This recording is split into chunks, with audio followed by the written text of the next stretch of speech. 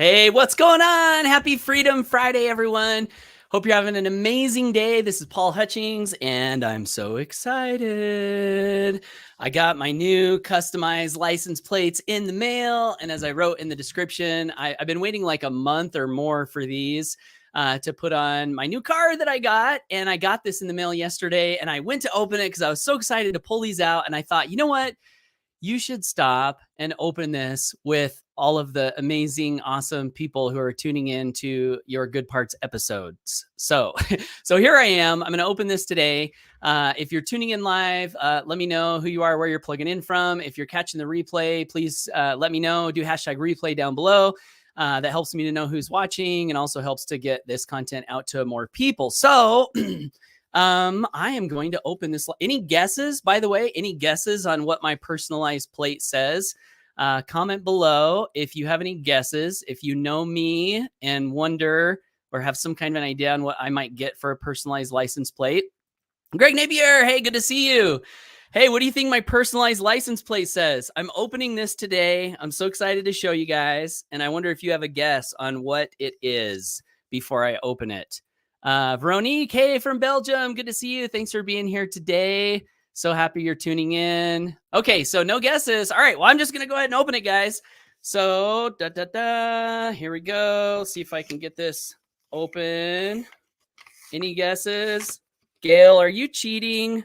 Do you already know? I think you already know. So I'm not going to display your comment. I'm just going to show you guys. Uh-oh. They sent me the wrong license plate. What the heck? That's wrong. That's not the right license plate. What the heck? These guys ripped me off. Wow, that's like anticlimactic. So anyway, yeah, it's Purpose. Gail is right. So my real plates, these are not them, is Purpose. So I was excited to get these, and I'm still excited to get them, although I'm a little disappointed that it turned out the way that it did. So Gail's right, Purpose, that's what it says. Purpose, no numbers, literally spelled out, no funky spaces or whatnot.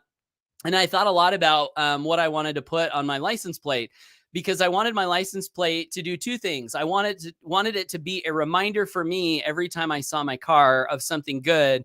And I also wanted it to send some sort of a message to people who might look down and see my license plate, some kind of a message that might impact them, some kind of a message that might inspire them or cause them to think a little bit. And so I settled on Purpose after masterminding a little bit with my wife and some of my friends. So when I get it, I'll show it to you guys. Freedom, that's a good guess. Freedom, unfortunately, is not available, although I do have one license plate that says For Freedom, not totally spelled out correctly. So anyway, yeah, that's my license plate. Wanted to share that with you guys. And I also wanted to take a quick moment and talk a little bit more about why that word resonates so much with me. My story, in case you don't know it, I started my business career, I guess you could say, living in a 1984 single wide mobile home. And I got started in network marketing. I wanted to build a residual income. And I really struggled for quite some time to be able to have any success. The first company that I joined had a recommended reading list, and there were books like Think and Grow Rich was on the recommended list. I remember reading that book and thinking, oh, that's a great book. And I was so excited about the ideas that were coming to my mind and helping me to see things that I didn't see before, that I hurried up and went on to the next book, and I hurried up and went on to the next book, and I hurried up and went on to the next book. Well, anyway, 4 years later, I've read some books, I've met some great people, I've had some great experiences, but my financial situation had really not improved. My first year, I didn't make any money. Next few years, I made a few $100s here and there. And that was after 4 years of being in, this business, this type of a business where I was wanting to grow residual income.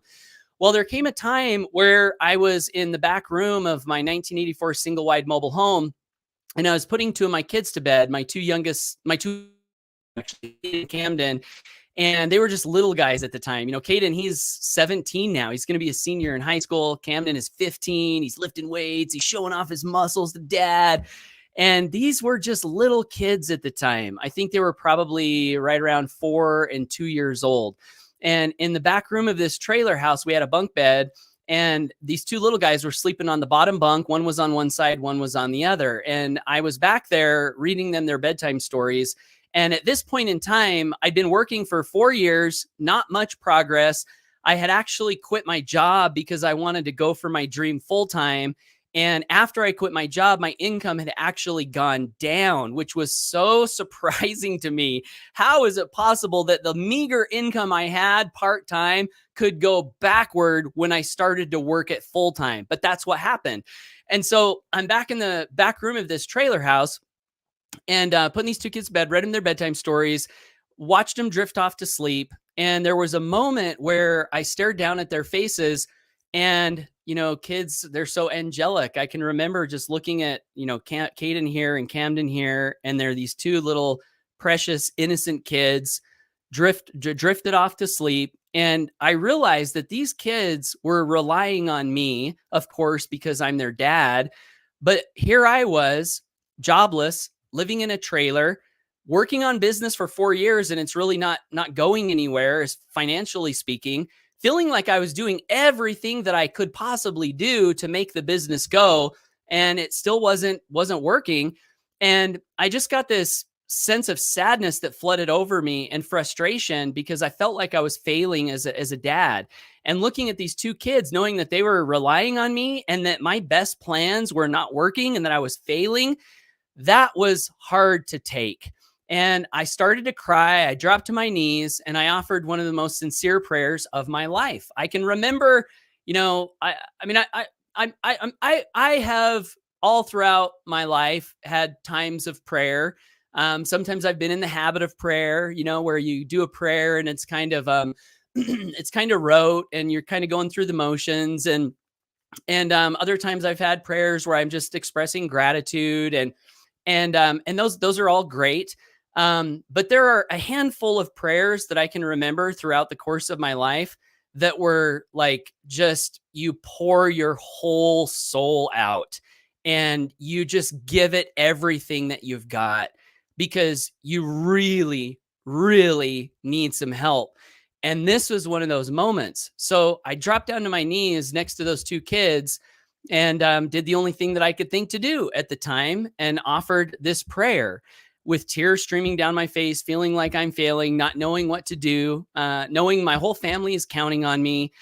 And after that prayer, I remember a couple of things that came into my mind. One of them was that I needed to read the book Think and Grow Rich, which I had read. As I mentioned, 4 years prior, I had read that book. But this time, the sensation was that I needed to be a serious student of the book, and that it wasn't a book to just read and like it and then move on, but it was a book that I really needed to understand and apply in my life and become a practitioner of what was in the book. That was the sensation that I had. And so that following week, I opened up the book that I had, and I started to digest it with a new vigor, like, wow, this for me, it felt like an answer to a prayer. And if I'm getting this message after a prayer, maybe it's pretty important that I pay attention to what's in this book. And through the course of reading that book, one of the things I was reminded of, and I say I was reminded because I'd read the book 4 years ago, was this part in the book where Napoleon Hill talks about having a definite major purpose. And he even has a formula for it. By the first day of such and such, I will have in my possession X amount of dollars. And then he's got this whole formula, and he says, print this off, read it morning and night. And you might not feel anything. It might not do anything in the first little bit, but if you'll continue to do it, it can have a profound change on you. I mean, those weren't his exact words, but that's the sense that I got from reading the book. And I remembered also reading this 4 years earlier, because 4 years earlier, what I had done is I had actually printed off the statement, filled in my goal, set it on my nightstand in the trailer house 4 years earlier. And I maybe did it a couple of times, but then it got buried under stuff, and then I didn't do it. So 4 years went by without me following these simple instructions. But now I was humble and I was hungry. So what I did was I printed off this statement along with the self-confidence formula that Napoleon Hill has in that book. And I put it all in one document. I wrote it out and I said, I'm going to do this. And so every morning and every night for a period of months, I began to walk outside my mobile home up and down my driveway. And I remember so clearly, it was in the nighttime when my wife was in putting the kids to bed. I would walk outside, and I live in Idaho, so I can look up and I can see these beautiful Idaho stars, glistening over the sky, and it's night, so I can see them. And I'm walking up and down my driveway, and I'm reading this, and then I eventually memorized it, and I'm proclaiming this purpose, this definite major purpose, which for me at the time was $3,000 a month residual income, because that was the amount that I needed to be able to support my family and not have to get a job. And so what happened is I was dedicated to this process was, I'd be walking and I'd be saying it. And in the beginning, it was just like Napoleon Hill said, like, is this doing anything? I don't know if I believe it. Is this worth doing? I don't know. But I kept doing it and I kept doing it and I kept doing it. And in the process of doing it, one of the things that he has you do in that formula is visualize your purpose. And he says, there's a part in the formula where it says, I can see it so clearly, I can touch it with my hands. And so I'm walking and I'm proclaiming this purpose out loud to myself. And when it comes to the part where I'm visualizing my purpose, I would close my eyes and I'm walking down the driveway and I would reach my hands out and I would say, by the last day of November, such and such date, I will have in my possession $3,000 monthly residual income, which will come to me in various amounts from time to time during the interim. My faith is so strong. I can see this money before my eyes. I can touch it with my hands. And I would close my eyes and I would visualize these two checks, because I was building an affiliate marketing company and I was building a network marketing company, and they both did checks. So I would see the name of the company on the one check, the name of the company on the other. I could see my name. I could see the amount, and it was $1,500 and $1,500 that I was seeing in these two checks.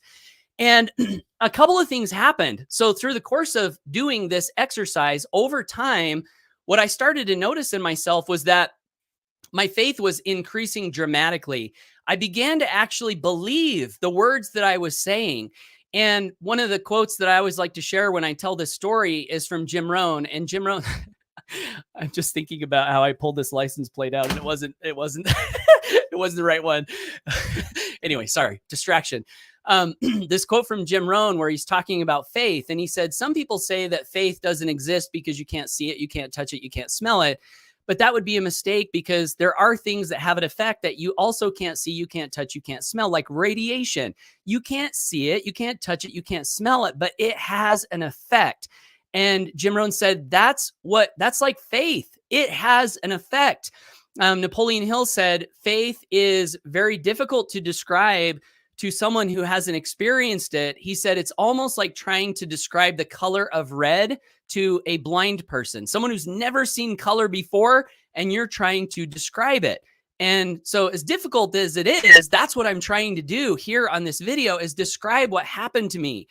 So I started to feel like all before this transformation process happened for me, when I would think about my goals and when I would think about my future and when I would think about my business, it would always be from a standpoint of hoping it would work, wishing it would work. And I say praying it would work because I just told you a story about pray. Like I would hope, I'd wish, I'd pray. And I would say things like, is this going to be the one? Like, maybe this is the one. Is this the one that's finally going to work? I would have an attitude like that. But after this process of engaging in this, being laser focused on a purpose, visualizing it, proclaiming out loud, building confidence in myself and in my vision, I went from that state of crossing my fingers to a state where I knew it was happening. Even though, maybe I didn't have the money yet, I knew deep down through my heart, through my mind, through my soul, through my body even, that money that I was seeing in my mind actually existed. And I knew that it was right now, it was in other people's bank accounts. And all I had to do was perform the service required to deliver a product or a service to other people that they saw as valuable. And then that money, that $3,000 I was seeing in my mind, it could be transferred from their bank accounts where it existed already. It was in reality now. And all I had to do was perform the service. And then that money could come from their bank accounts to my bank account. And so this level of faith that filled me, it really changed me to where I started to speak in a different way. I started to write in a different way. I started to just feel good about everything I was doing in my business because I knew that everything that I was doing was leading somewhere. It was leading to a purpose that I believed in, that I had faith in. And then what happened was, so that was the first thing, just this spiritual, I guess, this mindset, this physical transformation. And that was so good, like that felt so amazing. And the money hadn't even showed up yet, but just that in and of itself was worth doing. But then the second thing happened, and it's kind of miraculous, honestly, as I think about it, because as I'm seeing this money in my mind and the 1,500 here and the 1,500 here, I remember logging into my back office. Well, the first thing that happened was I went out to my my mailbox. So I got this trailer house, and our mailbox was across the canal, and there was a bridge there. So I walked out, got the mail. Oh, here's my check, from the affiliate marketing company that I was working in at the time. And I opened that check up, and I kid you not, it was for $1,500 exactly, down to the penny. The 50% of what I'd been seeing in my mind came into my mailbox and then into my life and then into my bank account. So that kind of blew me away. But then what blew me away even more was when it came time for the network marketing company I was working in to send me my commission check. They had a system where you could log in and see your commissions before you actually got the check in the mail. So I knew commission day, commissions are posted. So I sit down, and I was in this old, like the office I was in was like brown paneled walls, really small, really cramped. The closet I had, Jim Rohn used to say, he'd talk about reading, and he'd say, all successful people have a library. And he goes, you don't have room in your house for a library? Clean out a closet, make it, put some books in there, call it your library. And that's what I did. I had all these books on the top shelf of this little teeny tiny closet. That was the office that I was in. And I logged into this network marketing company back office, and I pulled up my commission, and I saw that my commission amount that was coming in the check was $1,498. And then I found out that the actual amount was $1,500, but this company had a $2 check processing fee, which is why I was only getting $1,498. But guess what? I didn't complain about the $2 check processing fee. I was so excited, like the exact amount that I had seen in my mind's eye. Two different amounts, $1,500 here, $1,500 here, literally showed up in my life. And it was miraculous. I mean, as I think about it, like, how could I have ordered events and situations to make that happen had I consciously tried to make it happen? I don't think I could have done that. So all back to this thing that's on my license plates that apparently is not here yet, but is on the way, purpose. My big transformation from going from struggle in business to starting to have success in business was literally discovering my purpose or writing it out, and then getting very serious about it and being laser focused on it and doing this exercise of morning and night. And what I found, another thing I found that did was that it did help me to focus in a way that I'd never focused before. Because in life, we all have distractions. We have all these things that we could do. We have things that are good to do. We've got responsibilities. And so when you set a goal, and then you forget about it, which is normally what can happen. And it might not even be you want to forget about it. It might just be that there's other important things going on. So being focused on a purpose to the point where I was thinking about it all day long. And at night, I was going to bed thinking about it. And in the morning when I woke up, I was thinking about it and I was forcing myself to think about it. It caused me to focus in a way that I'd never focused before. And that changed my life. That was the start. That was the start of the physical manifestation of a profound life change of freedom. You know, I've got this vision, freedom through principle-centered leadership. And that was the first step. And really, it feels like all I've done from that day till this is repeat that same process. I mean, I have other examples I could share, like when we wanted to pay off the debt on our house. Same thing. I set the purpose and I went through this process and I worked and worked and worked. And we were able to, pay off the mortgage on our house because I was very focused on a purpose. So that's why I'm excited to get purpose on my license plate. It is the first law of success, according to Napoleon Hill. And as I've thought about it, it makes sense that would be the first thing. Before you can get anywhere, you got to know where it is you want to go. Before you can get anything, you got to know what it is that you want. That's purpose. So thank you for letting me share that story with you. I apologize for the snafu of not being able to actually show you the plates.